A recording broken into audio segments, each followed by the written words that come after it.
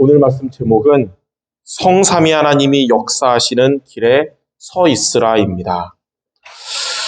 오늘 읽었던 시편 1편 1절에 3절에 보면 복 있는 사람이 어떤 사람인지에 대해서 나오고 있습니다. 복 있는 사람은 그러니까 여러분들 모두가 복 있는 사람 돼야 되는데 복 있는 사람이 누구냐? 악인들의 꾀를 따르는 자가 아니고요. 악인들의 꾀를 따라가는 자는 복 없는 사람이에요. 그리고 죄인의 길에 서 있지 않은 자가 복 있는 사람이고 또 오만한 자의 자리에 앉지 않는 자가 복 있는 사람이고 또 어떤 사람이 복 있는 사람이냐면 여호와의 말씀을 즐거워하면서 그 말씀을 묵상하는 자입니다. 그래서 여러분들이 예배의 자리를 사모하는 이유가 하나님의 말씀을 즐거워하기 때문에 그리고 예배 때뿐만 아니라 여러분 돌아가서도 이 말씀을 늘 묵상하는 자가 바로 복 있는 사람이다. 그런 사람은 어떤 자가 되냐면 시냇가에 심은 나무와 같이 때를 따라 꽃도 피고 그 잎사귀는 시냇가가 있기 때문에 절대 마르지 않고 또 때가 되면 열매를 맺게 되는 거예요. 이처럼 모든 일들이 형통하게 되는 자가 됩니다. 그러니까 하나님의 말씀을 즐거워하고 묵상하는 자, 예배와 기도를 통해 말씀 따라가는 자는 모든 일이 형통하게 되는데 말씀처럼 때를 따라 꽃을 피우고 열매를 맺듯 시간표에 맞는 하나님의 복을 받게 되는 것이에요.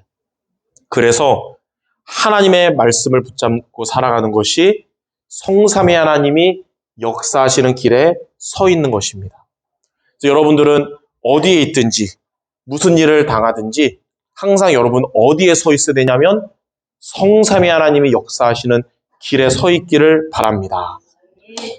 자, 그러면 성삼위 하나님이 역사하시는 길에 있으려면 크게 세 가지를 우리가 붙잡고 살아가면 됩니다. 자, 첫째로 여러분들은 사람의 말을 따라가면 안 되는 것입니다. 그러니까 우리가 사람들의 말을 많이 들어도 참고는 할 수 있지만 언약으로 붙잡으면 안 돼요. 사람의 말은. 왜냐하면 그리스도가 아니고 하나님이 아니거든요. 첫 번째로 자, 민수기 14장 1절에서 10절에 보니까 광야에서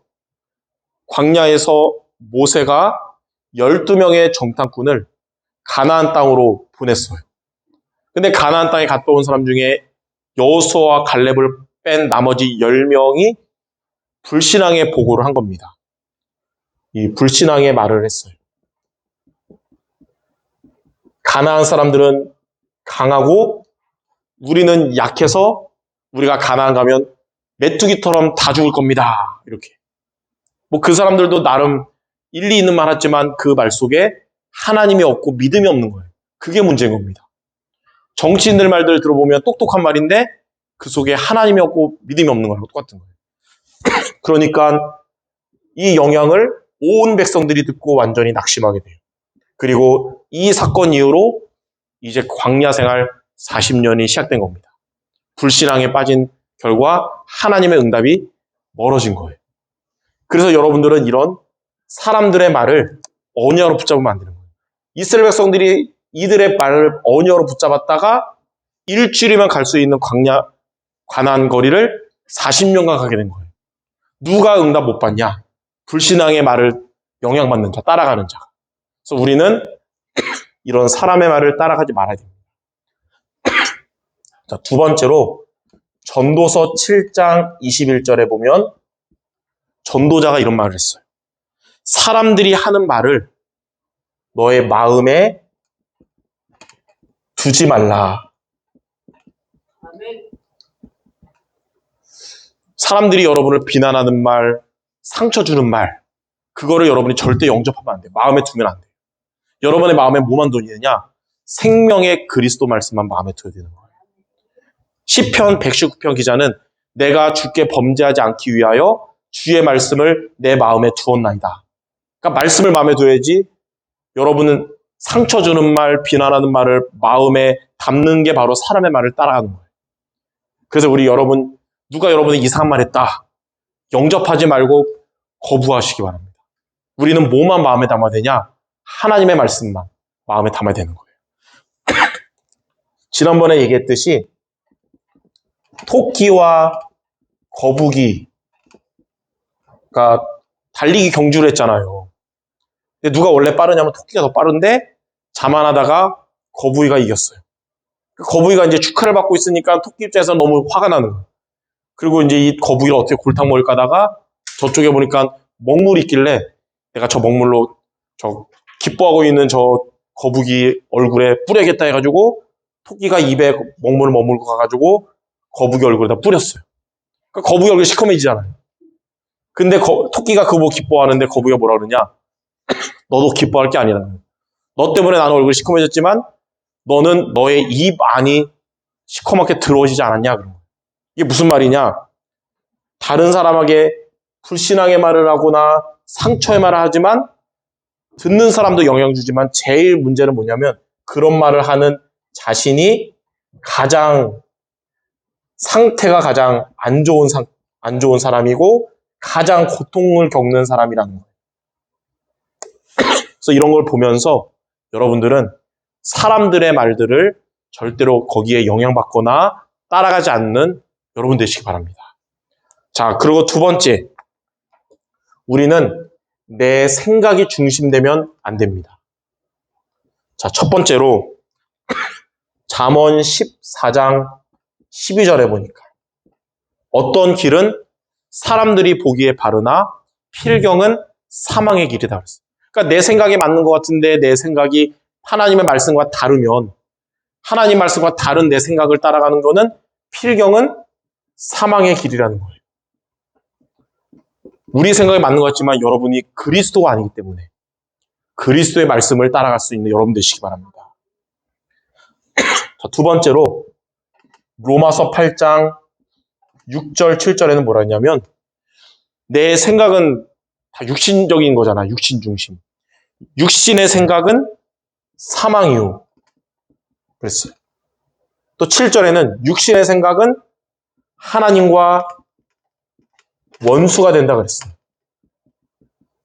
그래서 우리는 내 생각과 하나님의 말씀이 부딪힐 때 우리는 누구의 말씀을 따라가느냐? 내 생각 따라가지 말고 하나님의 말씀을 따라가야 되는 거예요. 제가 많이 강조하지만 이사야 55장 8절 9절에 하나님의 생각이 우리의 생각보다 높아서 하늘이 땅보다 높음처럼 하나님의 생각은 우리의 생각보다 높음이다. 그러니까 낮은 IQ 100밖에 안 되는 내 생각 따라가지 말고 IQ 많이 넘는 하나님의 말씀을 따라갈 수 있어야 돼요. 자, 네 번째 보니까 여호수아 3장에 이제 드디어 광야에 있던 이스라엘 백성들이 이제 가나안을 들어갈 시간표가 됐어요. 광야와 가나안 사이의 경계선은 뭐가 있었냐면 요단강이 있습니다. 이 요단강을 이제 건너면 가나안 땅인 거예요.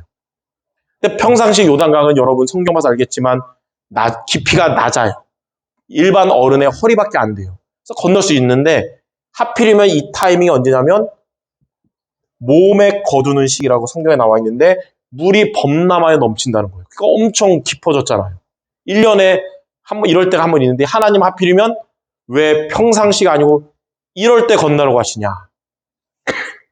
근데 하나님 뭐라 하냐면 이때에 너희들의 발바닥이 물 안에 땅에 닿는 순간 물이 갈라질 것이다. 우리의 생각으로는 안 맞잖아요. 근데 하나님의 말씀에 순종해서 제사장들로부터 언약궤를 메고 요단강의 그 깊은 곳에 발을 닿는데 성경에는 그 물이 갈라졌고 이스라엘은 건너게 된 거예요. 왜 하나님 이렇게 하시냐? 가나안 정복하려면 우리에게 뭐가 필요하냐?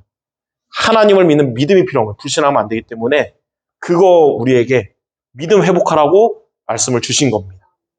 이처럼 내 생각과 하나님의 생각이 다를 때 하나님의 말씀을 따라갈 수 있는 여러분 되시기 바랍니다. 한 가지 더 하자면 누가복음 5장에 베드로가 어부인데 갈릴리 호수에서 고기를 잡는데 그날따라 밤이 새도록 고기를 잡아도 그날 한 마리도 못 잡는 거예요. 그 어부가.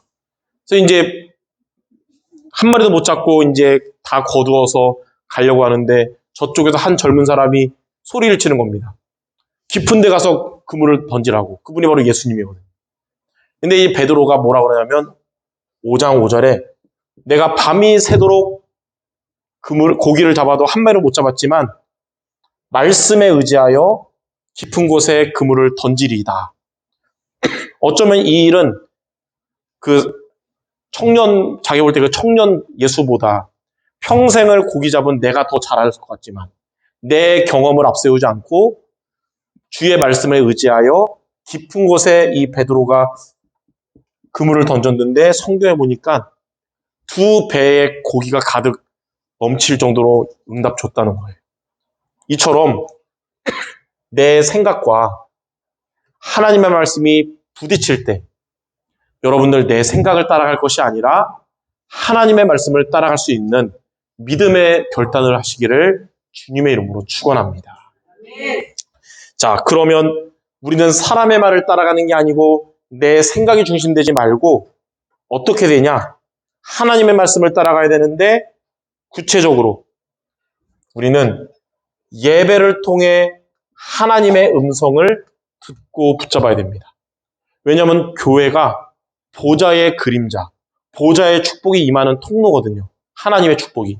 그래서 교회에서 예배를 통해 하나님이 주시는 말씀을 붙잡아야 돼요. 그래서 예배 때 주의 종이 하는 말씀은 사람의 말로 듣지 말고 하나님이 나에게 목사님을 통해 주시는구나. 이 믿음으로 받아야 돼요. 그래서 예배를 통해 하나님의 음성을 듣고 여러분이 붙잡아야 됩니다. 자, 첫 번째로 사도행전 2장 42절에 보니까 초대교회 성도들, 예수님 승천하신 이후에 남아있던 제자들과 이 초대교회 성도들은 많은 환난과 핍박으로 어려움을 겪었지만 그들은 신앙이 무너지지 않고 오히려 전도의 많은 응답을 받은 비밀은 사도의 가르침을 하나님의 음성으로 듣고 붙잡고 함께 교제하고 떡을 떼며 기도에 힘썼기 때문입니다. 즉 그들은 예배를 통해 하나님의 음성을 듣고 붙잡았기 때문에 환난과 핍박이 있었던 시대였지만 그들은 어디에 서 있었냐면 성삼위 하나님이 역사하시는 길에 서 있었어요. 그래서 하나님의 역사하시는 응답을 받을 수 있는 거예요. 우리 성도 여러분들 성삼위 하나님이 역사하시는 길에 서 있기 바랍니다. 죄인의 길에 설 것이 아니라 하나님 역사하시는 길에. 자, 이렇게 하면 히브리서 4장 12절. 자, 여러분이 예배를 통해 하나님이 주시는 음성을 듣고 붙잡으면 그 말씀은 살아 역사하고 저와 여러분을 우리의 혼과 영을 살리고 관절과 골수를 치유의 능력이 있는 말씀이 되는 겁니다. 그러니까 똑같은 말씀 같지만 예배 때 하나님의 음성을 듣고 붙잡으면 그 말씀은 여러분을 치유하고 살아나게 하실 것입니다. 자, 에스겔 37장 1절에서 10절에 보면 마른 뼈다귀들이 있는 그 골짜기에 하나님이 말씀하셔서 에스겔이 하나님의 말씀을 대언했어요. 근데 말씀이 들어가니까 마른 뼈다귀들에 생기가 들어가고 힘줄이 붙고 살이 붙고 큰 군대가 되었다고 나와 있어요. 무슨 말이냐? 저와 여러분이 마른 뼈다귀 같은 황폐한 우리의 상태일지라도 예배를 통해 하나님의 음성을 듣고 붙잡으면 여러분이 하나님의 생기를 얻어서 큰 군대처럼 영적으로 살아나게 되는 것입니다. 그래서 여러분들이 때로는 물론 교회에 올 때 성령 충만하게 올 때도 있지만 성령 충만하지 않고 정말 하나님의 은혜가 필요한 상태로 올 수 있잖아요. 그때마다 예배를 통해 하나님의 음성을 여러분이 듣고 붙잡으면 하나님 여러분에게 생기를 얻게 하셔서 영적으로 큰 군대처럼 역사하실 것입니다. 자, 에스겔 47장 1절에서 12절에는 성전에서 흘러나오는 물이 가는 곳마다 모든 생명들을 살아나게 했어요. 이처럼 예배를 통해 하나님의 음성을 붙잡으면 여러분 자신과 모두를 살리는 응답을 주실 것입니다. 먼저 여러분이 살아나고 여러분과 관계된 많은 사람을 살리는 자 되게 할 줄 믿습니다. 자, 그래서 두 번째로 창세기 2장 7절에 보니까 땅에 이 흙에 하나님이 생기를 불어넣으니 사람이 생명이 된지라 그랬어요. 이 흙이 원어적으로 먼지 같은 존재예요. 그러니까 저와 여러분이 먼지 같은 이런 연약한 자일지라도 그러한 우리에게 말씀과 기도의 생기가 우리 안에 들어가면 여러분 자신과 또 교회와 현장을 살리는 생명이 되는 것입니다. 그래서 우리는 성삼위 하나님이 역사하시는 길에 서 있도록 예배를 통해 하나님의 음성을 듣고 붙잡기 바랍니다. 그래서 우리는 세 번째, 하나님의 망대를 세워야 돼요. 내 안에. 그 말은 이제 내 안에 불신앙을 가져오는 사탄의 망대가 무너지고 이제는 하나님의 성령으로 충만함이 내 안에 임할 수 있도록 여러분이 기도하시고요. 이제는 여러분은 하나님의 여정을 가야 돼요.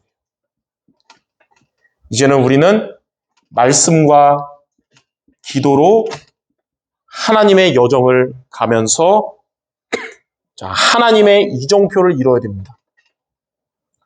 모든 상황 가운데 여러분 하나님 주시는 정확한 언약을 붙잡을 때 여러분의 모든 상황 가운데 성령께서 여러분을 인도하시고 역사하실 것입니다. 그래서 우리는 어디에 있어야 되냐? 성삼위 하나님이 역사하시는 길에 서 있어야 됩니다. 그래서 오늘 세 가지를 붙잡아야 돼요. 사람의 말을 우리가 따라가지 말자. 거기에 영향받거나 그것 때문에 우리가 시험 들거나 흔들리면 안 되는 거예요. 두 번째, 내 생각 중심되지 말자. 나는 소중하지만 내 안에 계시는 하나님의 말씀 중심되자. 세 번째는 그럼 어떻게 해야 되냐? 예배를 통해 하나님의 음성을 듣고 붙잡자. 자, 이렇게 세 가지 여러분이 기억하고 기도하면서 살아간다면 어떻게 되냐면 하나님의 말씀과 내 상태의 갭이 점점 줄어들게 될 겁니다.